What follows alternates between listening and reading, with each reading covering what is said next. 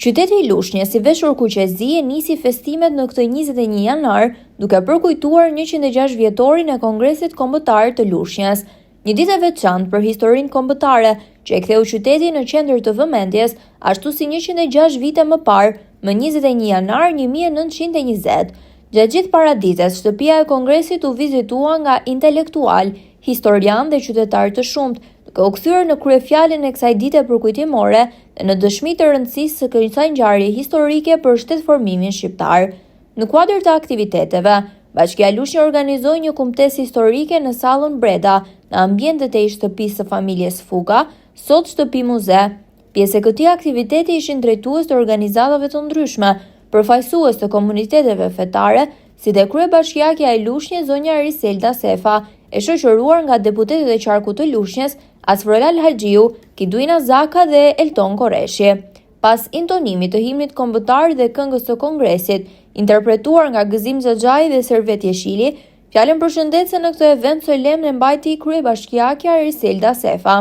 Ajo vlerësoi rëndësinë e Kongresit të Lushnjës dhe rolin e qytetit në historinë e Shqipërisë. Sot shqiptarët dhe veçanërisht populli i Lushnjës kujtojnë 106 vjetorin e këtij kongresi. Mes krenarisë si pasardhës të atyre që mikpritën delegatët nga të gjithë trojet shqiptare dhe mirënjohës për të gjithë ata patriotë të shquar që i dhanë jetë pavarësisë së shtetit të ri shqiptar. Lushnja u zgjoh si vendi ku do të mbahej kongresi për shumë arsye që koha më pas i vërtetoi si të drejta.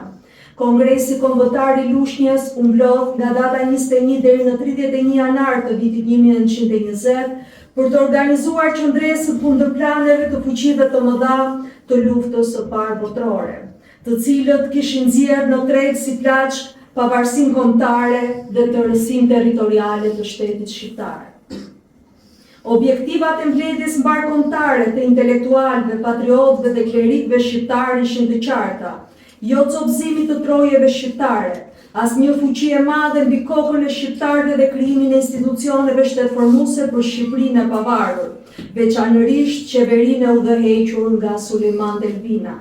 Vendimet e Kongresit të Lushnjës patën një rëndësi të madhe për të ardhmen e Shqipërisë dhe lëvizjen kombëtare shqiptare, duke ndryshuar imazhin e Shqipërisë dhe në arenën ndërkombëtare në të mirë të saj. Sot na takon ne, qytetarëve të Lushnjës, si vend mikpritës, organizues i kësaj ngjarje kyçe për historinë e shtetit shqiptar, të kujtojmë dhe nderojmë me respekt figurën e ndritur lushnjare të Komisionit Nismëtar, të cilët organizuan rendin dhe qetësinë, si dhe përshtatën shtëpinë e Kafë Sofugës, ku mbajt Kongresi Kombëtar i Lushnjës.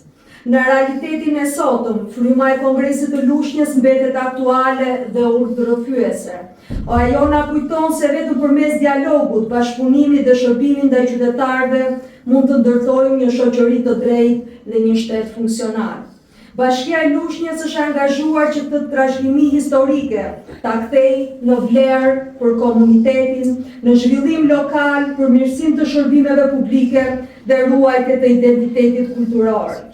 Lushnja, me traditën e saj bujqësore, me fushën pjellore të muzeqes dhe me njerëzit e saj punëtor, mbetet një shtyllë e rëndësishme e zhvillimit të vendit. Duke nderuar sot Kongresin e Lushnjës, riafirmojmë përgjegjësinë tonë për të ardhmen dhe përpjekjet për integrimin europian që janë më afër se kurrë, por duke ndërtuar këtu Shqipërinë tonë europiane e aspiruar ndë shekuj nga patriotët dhe intelektualët shqiptarë. Ta gëzojmë të gjithë 106 vjetorin e Kongresit Kombëtar të Lushnjës. Shumë faleminderit.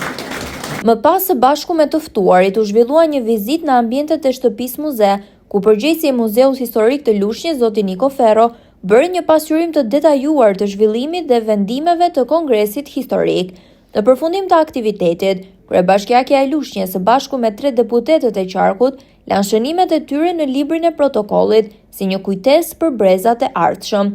Aktiviteti u mbyll me një fotokujtim përpara shtëpisë muze nga të gjithë pjesëmarrësit në këtë ditë të parë simbolike të Kongresit të Lushnjës.